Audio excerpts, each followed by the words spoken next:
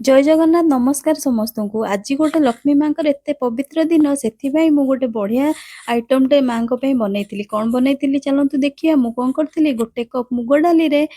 कौन बनई देखूँ मुगर यहाँ कौ आइटम आप मत कहे मुग डालीटा टी मुझे इनस्टाट करी से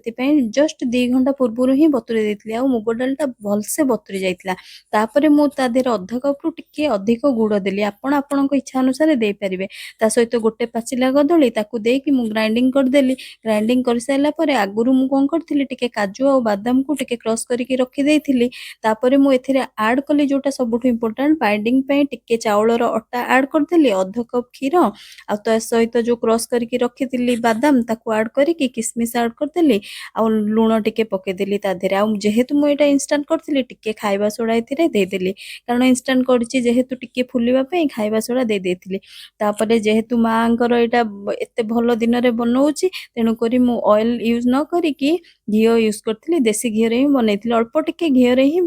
बेस एत बढ़िया बनी ना तावारे लगे ना किसी हे कारण आपणकर मेन तो यहाँ बैटरटा केमती होची सेटा आपण देखार अच्छी बेसी पानिया कले तो केबे भी हबनी खाली लगी लगी जीव किंतु देखो ये केते बढ़िया रे सॉफ्ट भी होता आ किछि भी माने लगिनी टिके भी तावारे लागु नथिला केते फटाफट एटा हे जाउथला आ गोटे कप रे केते जे हे गला मु आपन कौन कहबी एठी तो आमर केही भी नाहांती मो पुअर मोर मु भी तो एते मिठा ये करेनी किंतु मु केवल लक्ष्मी माँ को एटा बनई तेणु करी मु बहुत